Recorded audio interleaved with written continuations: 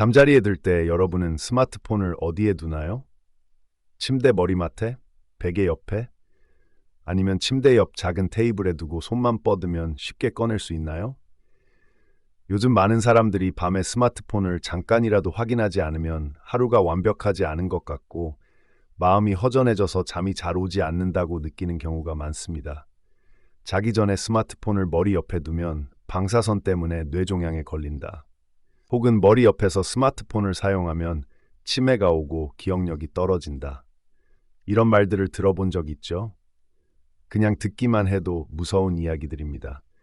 처음에는 하루를 마무리하면서 잠깐 휴식을 취하려는 마음으로 스마트폰을 사용했지만 이런 이야기들을 들으면 불안해져서 잠도 제대로 잘 수 없게 됩니다. 그렇다면 과연 스마트폰을 머리맡에 두고 자는 것이 정말 그렇게 위험한 일일까요? 오늘은 이 문제를 정확하게 풀어보려고 합니다. 결론부터 말하자면 위험은 있지만 사람들이 걱정하는 방사선 때문은 아닙니다. 진짜 위험은 바로 다른 세 가지 습관에서 오며 이는 많은 사람들이 매일 밤 반복하고 있는 일들입니다. 이런 습관들이 건강을 몰래 해치고 만성질환의 위험을 높일 수 있습니다. 오늘은 그 원인들을 하나씩 차근차근 살펴보겠습니다. 많은 사람들이 방사선이라는 단어를 들으면 병원에서 엑스레이를 찍을 때나 CT 촬영 혹은 원자폭탄을 떠올립니다. 모두 매우 무서운 것들이죠. 사실 스마트폰도 방사선을 방출하지만 그 방사선이 단 하나의 종류만 있는 것은 아닙니다. 방사선은 크게 두 가지로 나눌 수 있습니다. 첫 번째는 이온화 방사선으로 매우 강력한 에너지를 가지고 있으며 세포 내 DNA 구조를 파괴하고 세포를 손상시켜 암을 유발할 수 있는 작은 총알과 같은 역할을 합니다. 병원에서 사용하는 엑스레이가 바로 이 그룹에 속하지만 그 방사선의 양은 항상 안전한 수준으로 관리됩니다. 두 번째는 비이온화 방사선으로 스마트폰은 이 방사선에 해당합니다. 이 방사선은 겨울철 난방기에서 나오는 따뜻한 공기나 전자레인지에서 나오는 열과 비슷합니다. 열 효과만 있을 뿐 너무 오랫동안 스마트폰을 귀에 가까이 대고 있으면 피부가 뜨겁게 느껴질 수 있지만 이 방사선의 에너지는 이온화 방사선보다 훨씬 약하고 DNA를 파괴하거나 직접적으로 암을 일으킬 만큼 강력하지 않습니다. 어떤 분들은 이렇게 생각할 수 있습니다.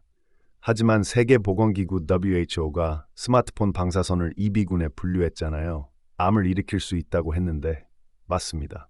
그러나 2비군은 일어날 수 있다는 의미일 뿐 확실히 일어난다는 것이 아닙니다. 현재까지 나온 증거는 매우 제한적입니다. 2비군에는 김치, 절인 오이, 커피 같은 것도 포함되어 있습니다. 이들은 많은 사람들이 평생 사용해온 것들입니다. 심지어 미국 식품의약국 FDA도 스마트폰 방사선이 건강에 미치는 영향을 나타내는 증거는 없다고 확언하고 있습니다. 이에는 암도 포함됩니다. 또한 스마트폰이 치매를 일으킨다는 루머에 대해서도 현재까지 이를 입증하는 연구는 없습니다. 오히려 재미있는 실험이 하나 있습니다. 과학자들이 알츠하이머에 걸린 쥐들을 일정 기간 동안 스마트폰 방사선이 있는 환경에 두었더니 뇌에서 질병을 일으키는 단백질이 감소하는 것을 발견했습니다. 이 결과가 인간에게 바로 적용될 수는 없지만 적어도 스마트폰 방사선이 기억력 감퇴를 일으킬 것이라는 두려움을 가질 필요는 없다는 것을 보여줍니다. 결론적으로 스마트폰을 머리맡에 두고 자는 것이 방사선 때문이라서 위험한 것은 아닙니다. 진짜 위험은 우리가 스마트폰을 자기 전에 사용하면서 그로 인해 무의식적으로 나쁜 습관을 반복하게 되는 것에서 비롯됩니다. 스마트폰 화면에서 나오는 빛은 청색광이라고 불리는 특정 빛을 포함하고 있습니다. 이 빛은 에너지가 매우 강해서 각막과 수정체를 통과한 뒤 망막까지 직접 도달하게 됩니다. 만약 청색광에 지속적으로 노출되면 망막이 손상되고 눈은 쉽게 피로해지며 장기적으로는 황반변성이라는 질병의 위험이 커질 수 있습니다.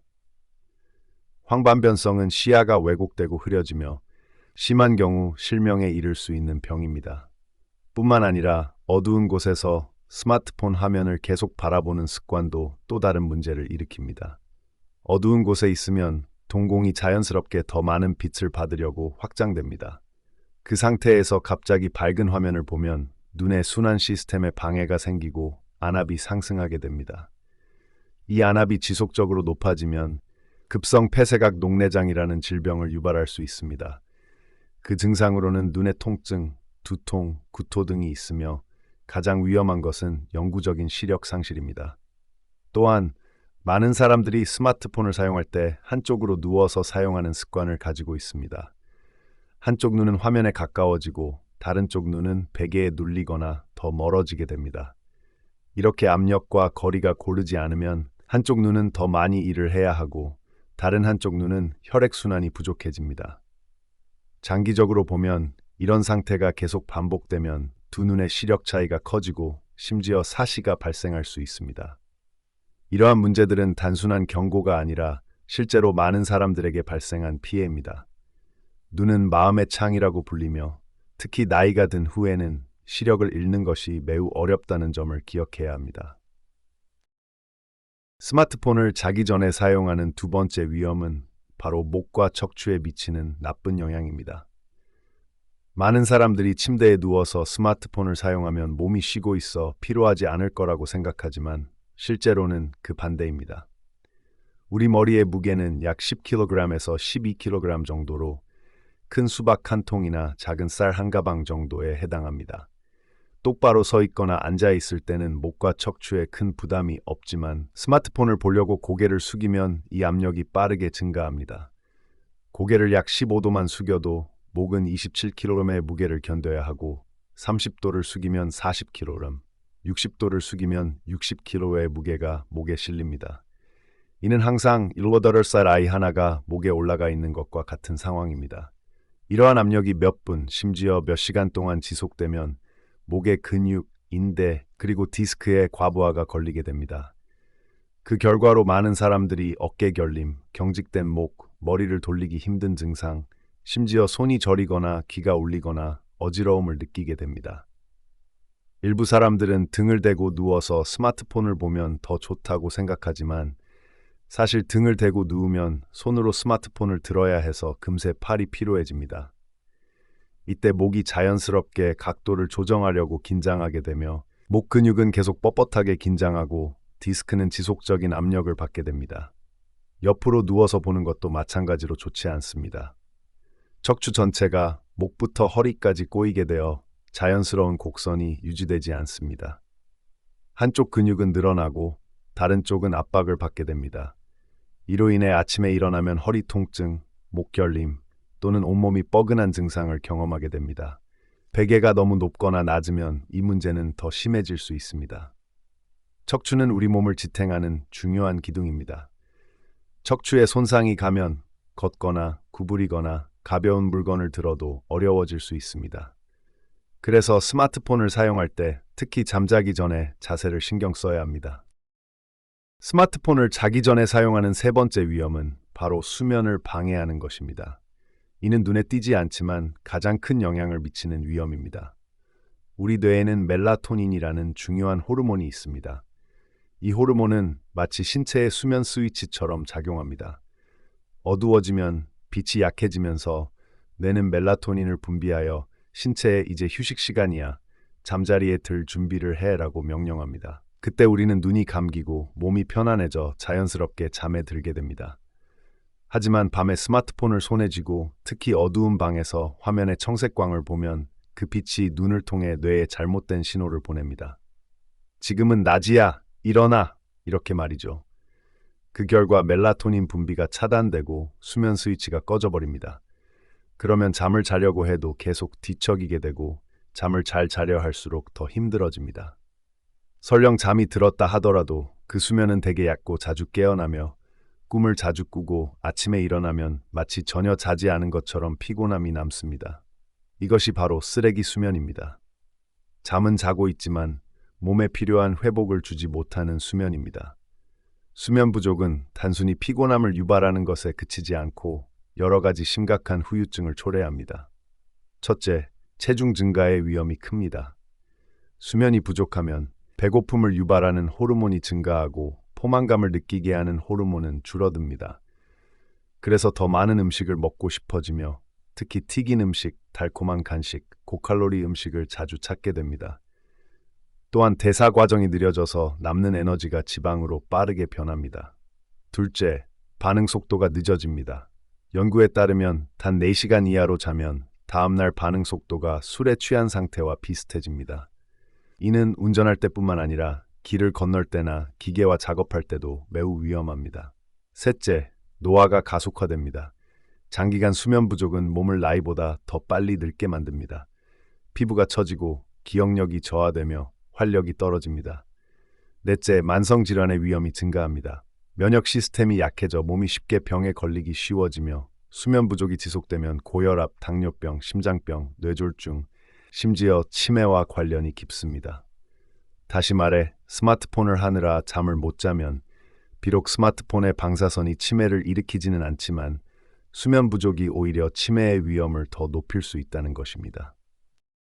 스마트폰을 자기 전에 사용하는 것에서 오는 피해를 피하기 위해 우리는 큰 변화 없이 몇 가지 간단하지만 꾸준히 실천할 수 있는 방법만 있으면 됩니다.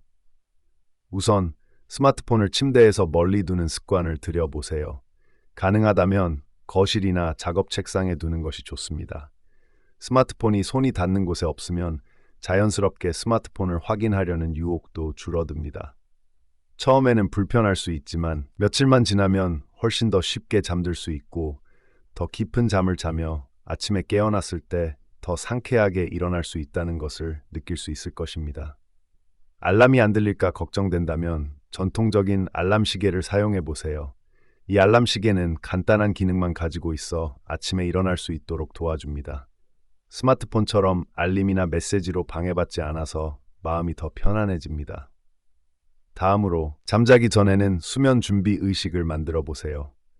잠자기 30분에서 1시간 전에는 스마트폰, 태블릿, TV 등 전자기기를 완전히 끄고 대신 따뜻한 물에 발을 담그거나 종이책을 몇 페이지 읽거나 잔잔한 음악을 듣거나 가족과 대화를 나누는 등의 활동을 해보세요.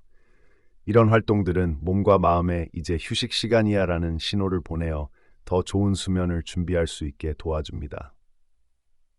또한 낮 동안에는 더 많이 활동하고 자연광을 쬐는 것이 좋습니다.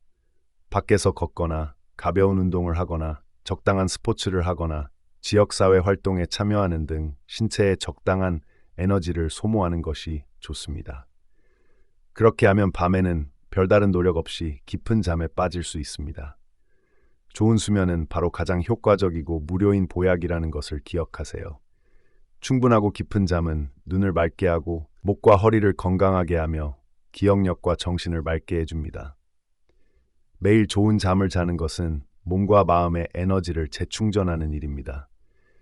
이렇게 하면 건강하고 행복한 삶을 살아가며 가족과 함께하는 소중한 순간을 더욱 즐길 수 있습니다. 따라서 스마트폰을 내려놓고 온전히 몸을 휴식시켜 주세요. 그리고 다음날 아침 상쾌한 기분으로 하루를 시작할 준비가 된 자신을 발견하게 될 것입니다. 이 내용이 유익하다면 좋아요를 눌러주시고 채널을 구독하고 친구와 가족에게도 공유하여 그들이 건강을 지키는 방법을 알 수 있도록 도와주세요. 이렇게 여러분이 좋은 정보를 퍼뜨려 더 많은 사람들이 건강한 삶을 살 수 있도록 도울 수 있습니다.